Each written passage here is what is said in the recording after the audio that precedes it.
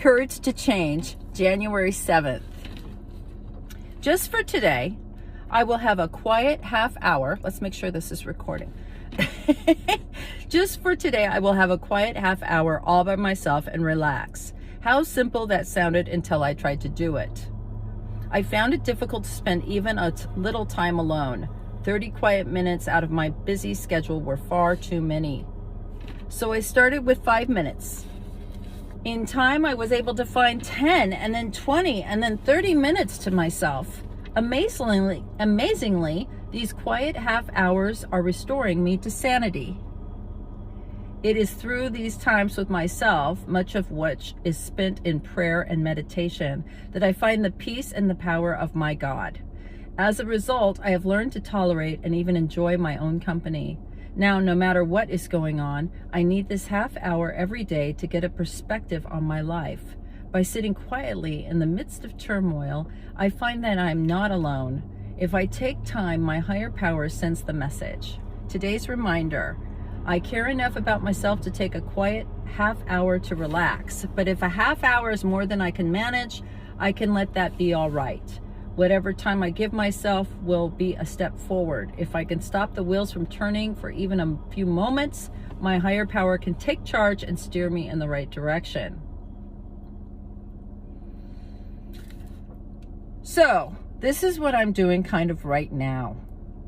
I am pulled over in my car, and I do this a lot.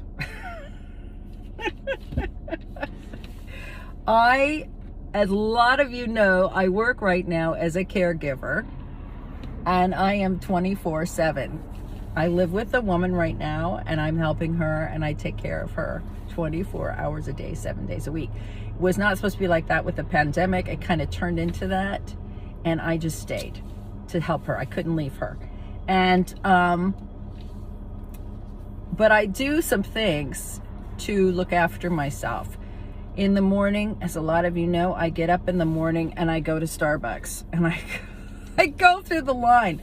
I order before I go. It's ready. I got my mask on. I grab my coffee and I pull over in the car.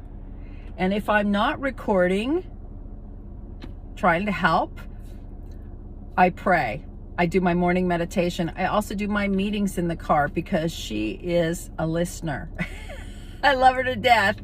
And she always needs something when I'm in my meeting. So if I have a meeting, I'll go sit in the car in the driveway and listen to my meeting, right? There's nothing like the car. You lock the doors, you get alone. Now, at first, I had a hard time doing that because I was so worried about her. She's much better now, but I took like 5 minutes. I would take like a few minutes. I mean, it was so bad there for a while. She was so sick, and I didn't even shut the bathroom door because I was afraid I wasn't going to hear her. And I just had to stop doing that. And I had to really learn, and it's been like that my whole life. I've had to learn. I'm a workaholic. I'm a caregiver. I'm a take care of everything kind of gal. Even if I assign something to you, you're not going to do it good enough, and I'm going to have to take over, you know? And that's annoying. Sorry, sparkling water, my new addiction. So this taking time for yourself can look any way that you want it to.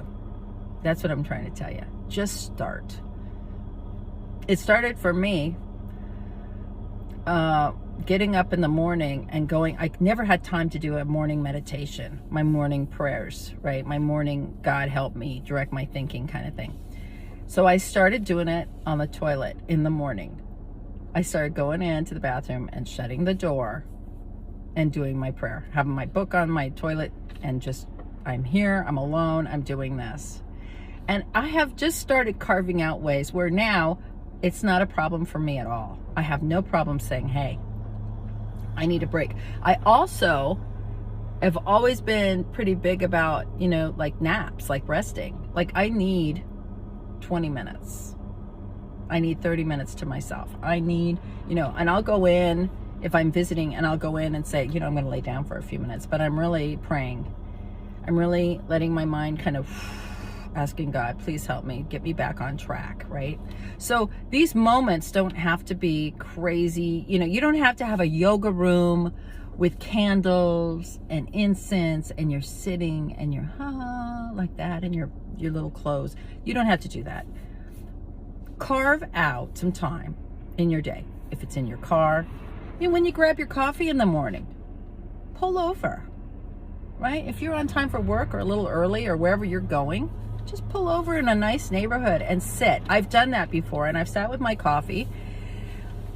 And it's just kind of nice just to be quiet and kind of think about, okay, today, what do I got going today, right? So many times I used to just jump out of bed and hit the door, and I'd be Mach 5, hair on fire, and then go, shit, I was supposed to pick up prescriptions. I'd do this and that, and I forgot. I got busy doing this. So it gives me a moment. And then this one morning I was doing that. I was sitting there, I had my coffee. Quite a treat for me now. I love it. And a hummingbird came flying over and just hovered right in front of the windshield. And I looked at it and I thought, God knows I'm here, right? God knows I'm here. God will find me. I'm looking for God, and he found me in my car. So however you want to do it, it's just really important. Start making that a part of your day, okay? I'd love to hear how you're managing. Let me know.